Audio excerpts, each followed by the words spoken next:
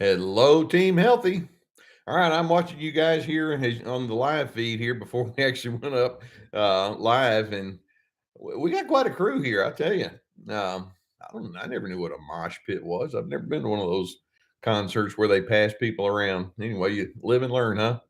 We're gonna have a mosh pit here if we could. Let's call it a virtual mosh pit. Just don't pass me around. Well, okay, you can pass me around. Anyway, hey, I'm glad to be here with you. And this is our live feed with Dr. C. We do this every Wednesday. For those of you who are watching live, welcome and spread the news. Let folks know what we've got going on. Most of you are going to be watching this on some sort of tape delay because we cover so many different time zones. And by the way, if you want to tell us where you are, particularly if you're on the other side of the world, I love hearing from you. Um, got a couple of people from like I got a little senior moment here. Indonesia and Malawi. I've actually did a training session for some people in Malawi a whole little while back. So glad to have you there from Malawi and anywhere you're from. Just thank you, and I'm glad to be here with you. Now today, you know that I like to create a type of theme that covers the questions that have come in through the week.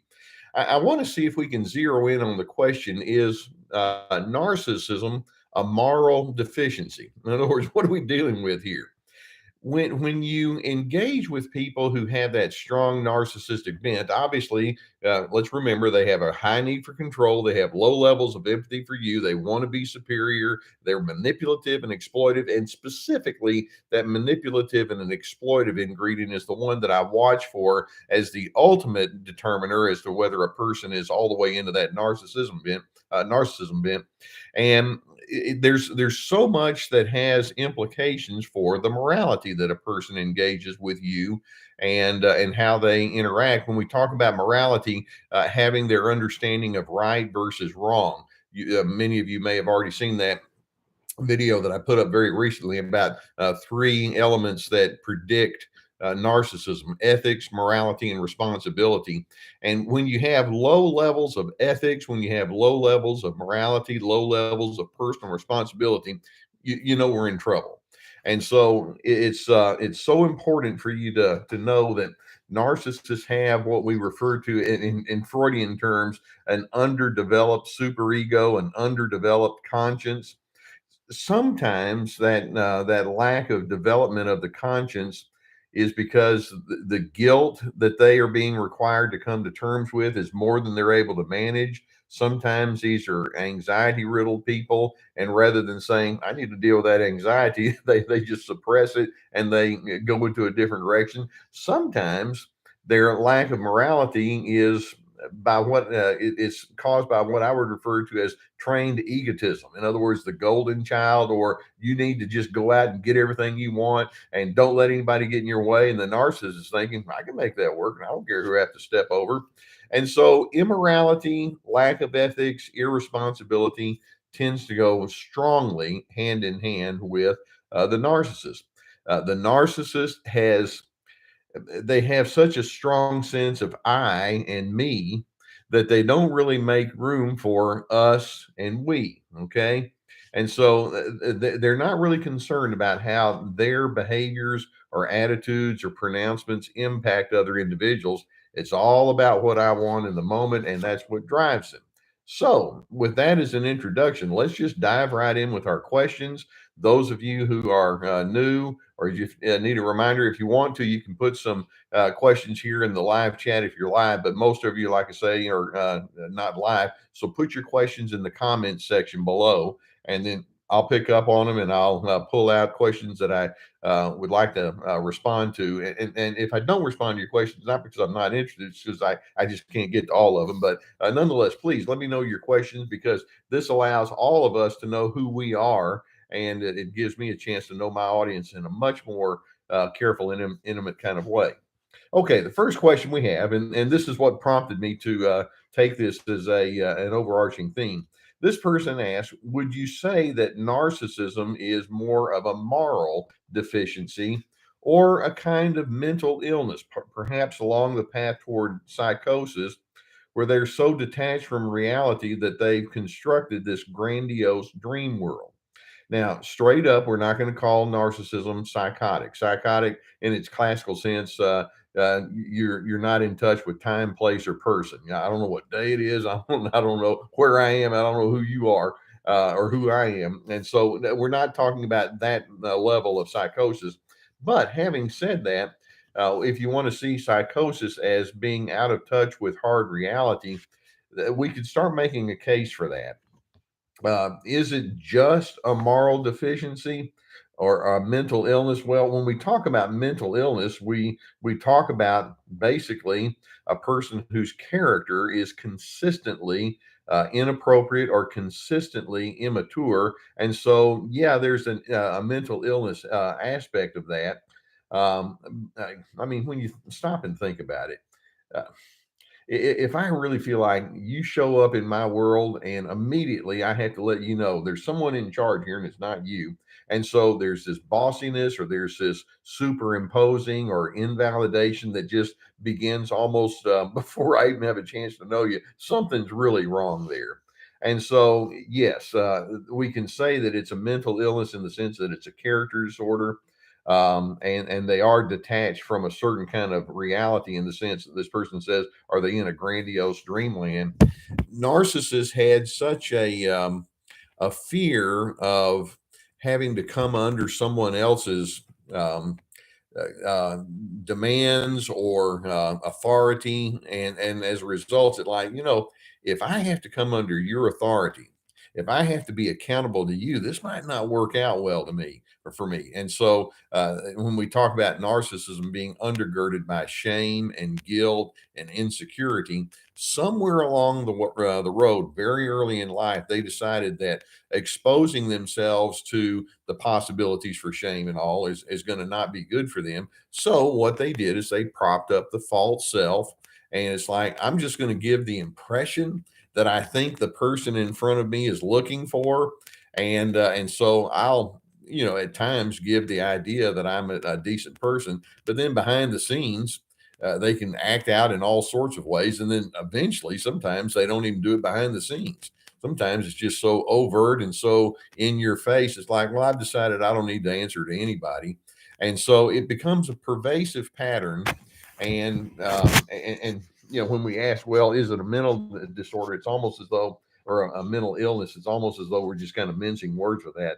Bottom line is, they're wanting to evade any kind of accountability, and you're going to see it as it goes on. Now, having established that, let's take a look at some other questions. Another person writes in, do narcissists see us as enemies? Because sometimes it makes me feel like one. And the answer is, oh, absolutely yes. They do see you as an enemy. Um, Ideally, if I engage with you, I just simply want to see myself as a fellow sojourner with you, and we get to walk along the path together for whatever period of time you and I would have allotted. And I want to make sure that my time with you goes well and your time with me goes well, and there can be this sense of mutuality. It's not that complicated to think that way unless you have this all of this deep trouble on the inside. It's like, well, how do I know you're really going to be on my team? And how do I know you really have my vested interest at heart?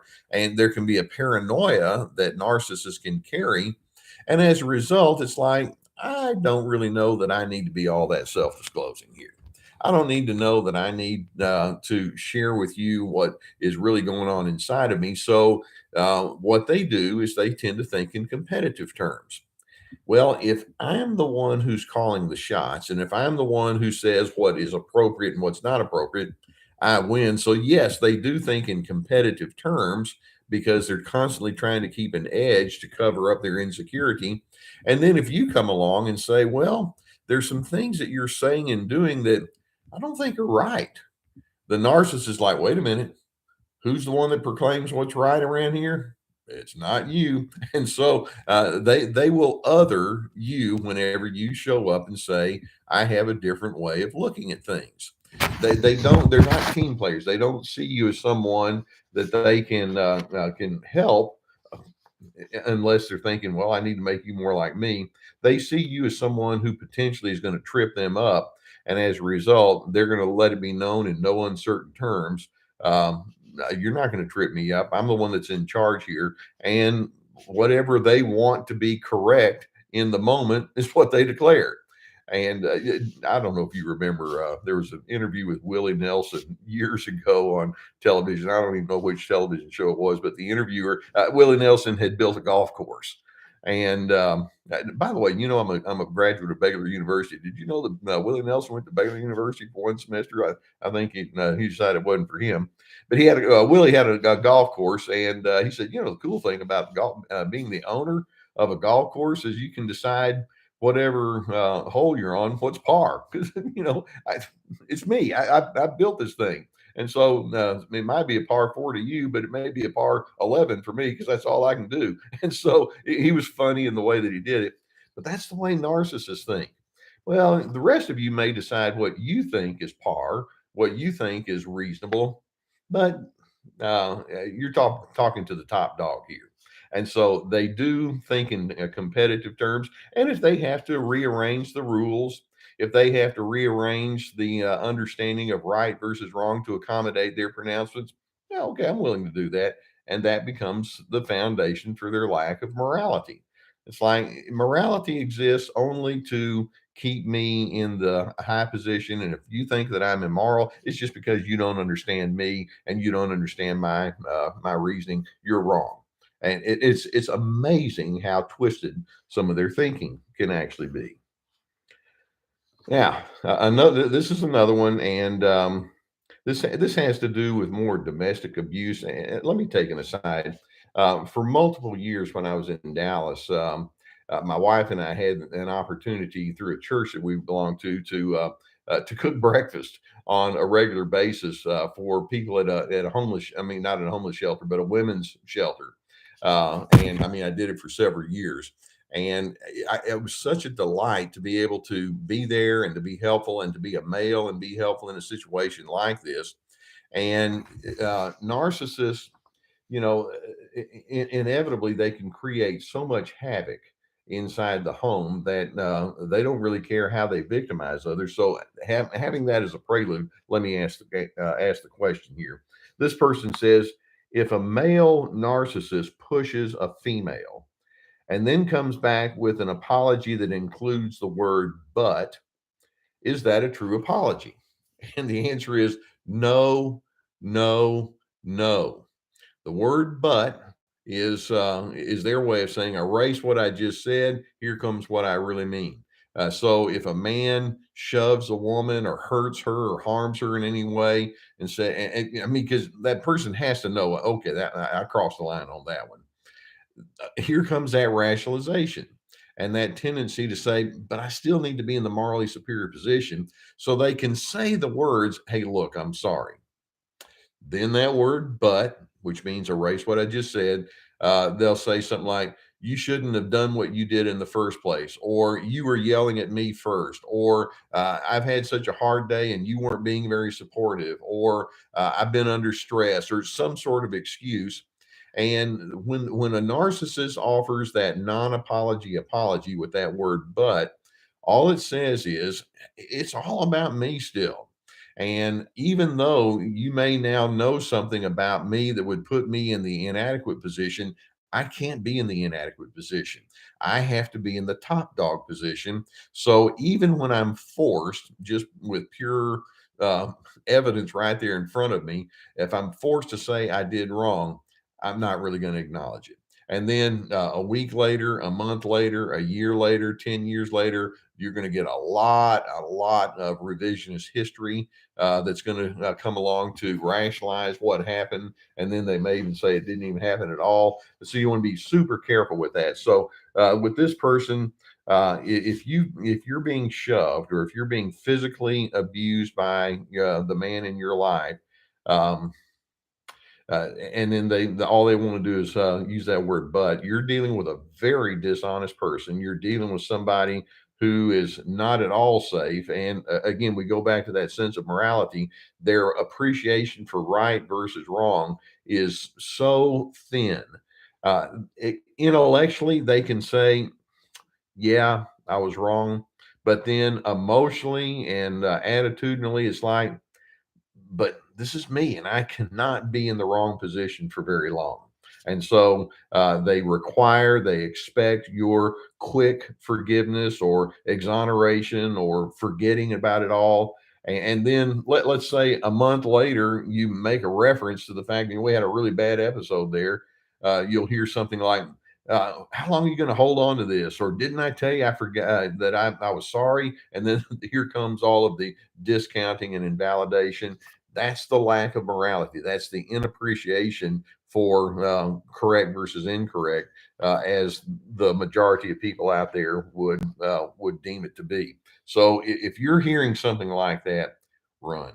And I just feel so badly for women because I've heard so many stories relative to the people that I have encountered at the women's shelters that it can get ugly out there. So know what you're dealing with and know that if somebody's willing to lie about that, there's hardly any limit that they're going to what they're going to lie about. Now, having said that, here's another question, and those of you who have followed me for a while, you know this is one of my enormous pet peeves. This person asked the question, can you explain why narcissists are so drawn towards terrible, violent, shocking entertainment? Okay. It's so upsetting for me, who is so full of light. Oh, where do we even begin? Yeah, I remember back when I was a kid, you had wrestling matches, and everybody knew it was kind of phony and all, but it was dumb and stupid and all of that, but it didn't even come close to the level of violence that we see now. When I say when I was a kid, I was born in 1954. As you can do the math and figure I made. By the way, I had a birthday a while back, not too far ago. But growing up in the '60s and seeing Mr. Wrestling and all like that, that was bad enough. But now you get some of these cage fighting episodes, and I look at that and it's like, this is inhumane. This is awful. You get these fast and furious kind of movies where you have multitudes of car wrecks and machine guns shooting on at people, the AR-15s, blaring and all like that. You have the good guy James Bond, who it's kind of like, I'm going to kill that psychopath over there and has no conscience about doing it. It's like, well, I don't know that we need to really glorify something like that. I mean, I could go on and on. And then the video games and all, and I've been criticized for calling out the video games. Like, criticize all you want. I'm not going to change my mind on that one. I just think that it's poison to a person's mind. Why are people drawn toward that? And so many individuals who say, yeah, I'll do that. They're looking for rationalization. Well, look at that person over there. They kill a whole lot. I'm just pretending. And it gives them a delight vicariously that someone else is able to establish their superiority through absolute brute force, no appreciation whatsoever for the lack of empathy that's displayed in that, no appreciation for the potential harm that is being depicted with all of that. You may have mentioned, I know I said it once. This is multiple years ago. We had several members of my extended family together, and somebody decided, hey, let's watch this James Bond movie. And they got to the part where there was quite a bit of killing going on. And so I just got up and left. It's like, I'm not going to watch this. I mean, why would I want to fill my brain with this? And, someone said, hey, Uncle S, why are you leaving? And I just said, this is just more than I'm able to manage. I'm not drawn toward that. And I got the common statement, oh, it's just a movie. It's like, to you, it is. To me, it's a depiction of what human nature can be. And I actually have a visceral reaction to something like that. We've gotten to the point now in our cultures.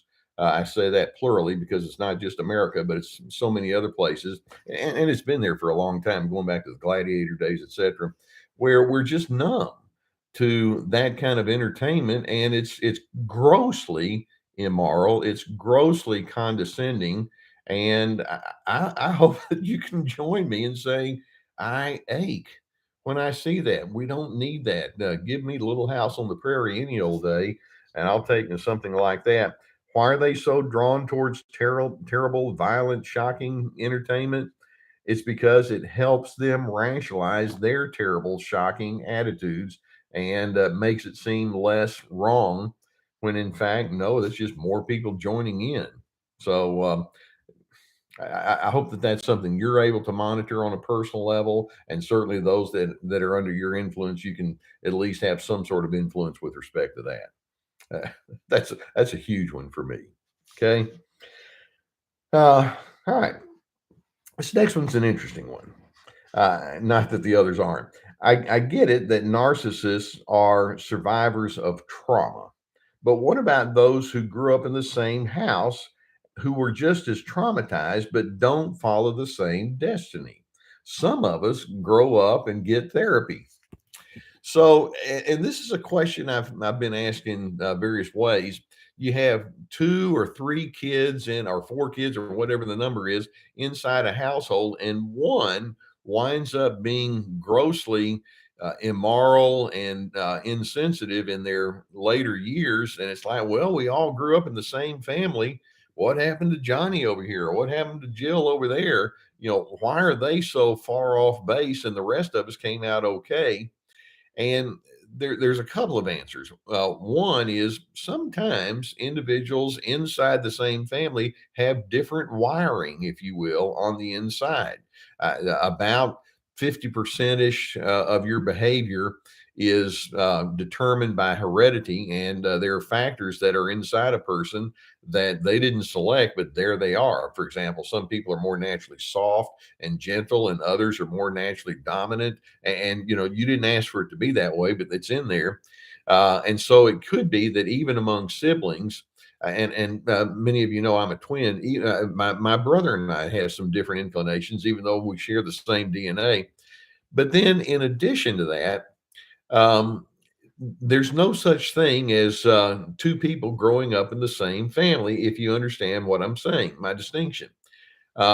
If you're the oldest sister of three kids, well, that youngest brother of three kids isn't going to have the same experience as you. If you're a middle child and if you have an inclination toward music, you're not going to get quite the same attention if you're that older child that's inclined towards sports, for example. And so much of the way that we engage with each other is shaped by the position that we have or the interest that we experience or the time of life when someone was born. It could be that the first pregnancy, mom and dad weren't ready for it, or the last pregnancy they didn't expect. I mean, who knows?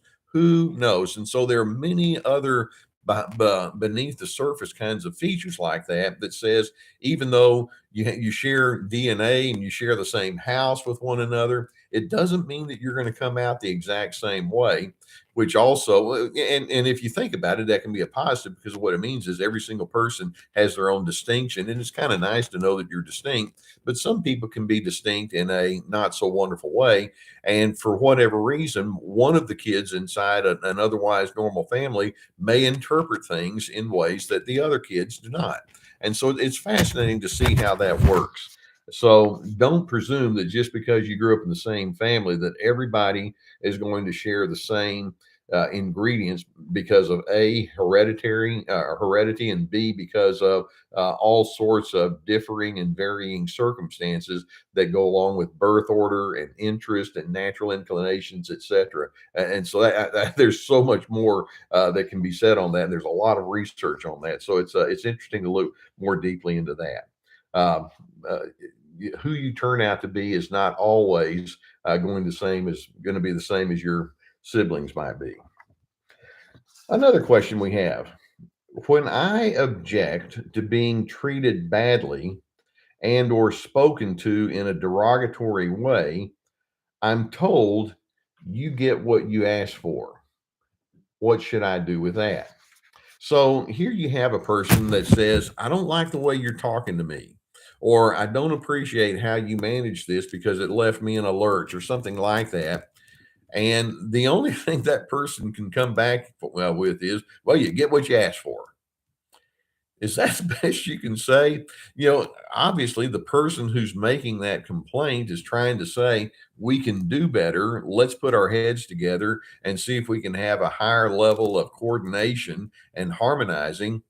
Narcissists, though, it's like, look, going back to that thing about I versus we, I don't want to have a we. You're transactional to me. And if you serve me correctly, then okay, you and I can hang around and we'll call it a relationship.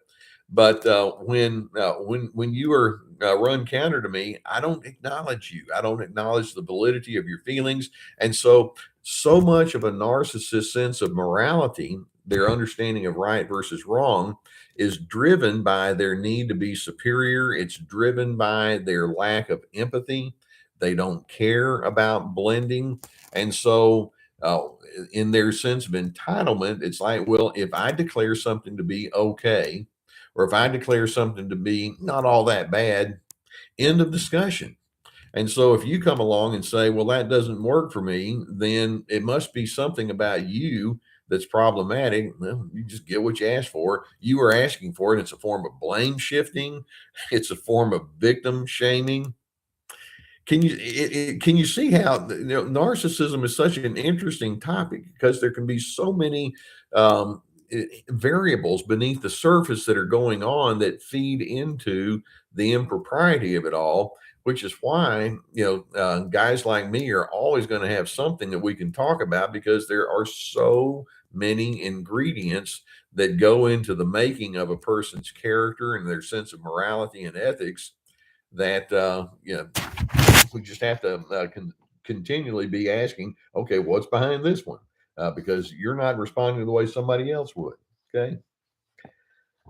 All right, another question, and this is goes straight into the question of morality. Now, often, when you think of a person having a lack of morality, you think of them perhaps as having sexually deviant behaviors or sexually insensitive behavior. Okay, that's what this next question is going to get us into.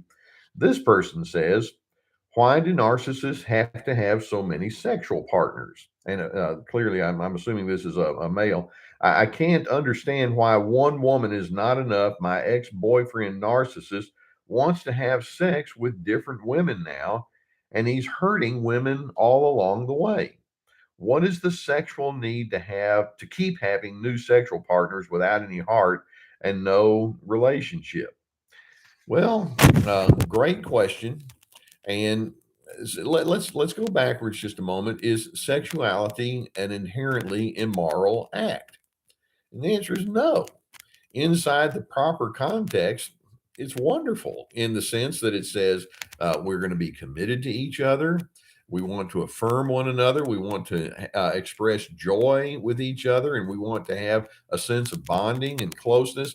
In the right context, it can be a very powerful tool. It's amazing how strongly it conveys that kind of sense when it's done right. However, when a person says, well, there's you, but then there's that other person over there that looks pretty appealing. Ooh, what about that one over there? And to say nothing about all the stuff that's on the internet and TV and porn and movies that sexualize all sorts of different folks. People that just cannot contain themselves sexually are driven by all sorts of notions. First and foremost, it's like, I want to be validated. I want you to prop up my neediness, because you see, when somebody engages sexually, it's their way of saying, I consider you to be somebody a bit special and different for me. There's a trust. And the narcissist says, yeah, bring that on. I love that. And in their mind, it's like, well, my sexuality, particularly if it means that I'm going to do it with plenty of other folks, it validates my power. Because for particularly for men, but women can do it too. Sexuality can be a way of trying to claim ownership over someone else. I want you to be my toy. I want you to enable me to just believe that anything I want is what I should get. I only care about what satisfies me. So when you ask, why do narcissists seek out different sexual partners to the extent that they just wear everybody out, it's like uh, they're needy. and they're hungry, and they have a powerful and profound lack of appreciation for another person's needs, because it's all about elevating oneself. No empathy. It's just about me making myself feel jolly for a little while, and then once the novelty of it wears off, see you later, on to the next conquest. And that's we focus on the lack of morality that would imply, but down beneath the surface, if we're going to get anywhere, we need to focus on the emptiness that they carry, that prompts them to have such strong neediness, and the profound insecurity and fear of being a nobody, and the fear of being insignificant that drives their behavior. And I'm a big proponent of treatment programs that will go along with something that's akin to the 12-step programs and all, where you have to get honest with yourself about who you are and making amends, etc. But it all begins, those kind of programs all begins with embracing humility. And the narcissist, like, humility. That doesn't work for me. And so without that, then it's like, it's all about my ego, baby. And it shows up with sexuality. And by the way, it can show up with the way they manage money, or how they just handle their schedule, or, I mean, running red lights or whatever it might be. It can show up in so many different ways. Now, another question, and this kind of goes to, can they change? This person says, Dr. C, why will the narcissist not go see a doctor? Okay. In other words, there are people out there that can help them.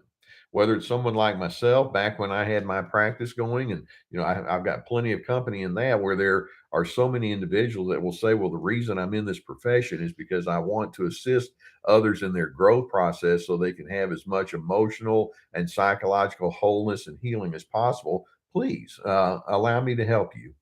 The narcissist is thinking, "I don't want your help. I want people in my life who will enable me. I want people in my life who will prop me up, and I need somebody who isn't going to call me out, because you see, I'm special, I'm unique." And the fact that they won't go to the doctor, they can say, "Well, the doctor's stupid. That's why I don't go." But there's a tacit recognition in their rejection of help that says, "Well, there are people who have ideas about right versus wrong, and I'm going to serve myself a lot better if I just don't expose myself to that." And so they don't want to go to somebody that's going to call them out, or who's going to say, "Hey, let's get in touch with that pain, or let's get in touch with the neediness that's there, or let's get in touch with your desires for acceptance that have not really been satisfied." The narcissist is scared to death of vulnerability. And again, this goes way back into their earlier developmental years. It's like, vulnerability does not get me very far, whether it's inside their family of origin, or in their social sphere, or in church circumstances, or at school or sports, whatever. It's like, if I make myself vulnerable, then somebody may start telling me how wrong I am or how inappropriate I am. And I can't deal with that. Healthy people, they'll go to a doctor, or they'll go to whatever support group, or they'll have confidants, and they want people to call them out. "Hey, look, if you see something about me that doesn't seem to be appropriate, let me know, because I'm in a growth process." Narcissists have stunted growth. They're fixated in early stages of development. It's what we call arrested development. In many respects, they can be, very intelligent with respect to all sorts of skills and capabilities, but then at the same time, at an emotional level, they can act like an immature 8-year-old kid. And so that's what you're dealing with. So why do they not want to go to a doctor? It's like, I don't want someone to disrupt what I've got going on. Typically, it's only after there's been such a major disaster that they can't rationalize it anymore. That's only when they might go. But even then, and sometimes I'd have people come in, they've had an awful disaster in their personal life, and self-inflicted, etc. And for a while, they can really seem sincere. 6 months down the road, a year down the road, 2 years down the road, 5 years down the road, you're going to see how sincere they were. So you just have to be patient with the growth process. And narcissists are not known for their patience, and they're certainly not known for their willingness to be vulnerable.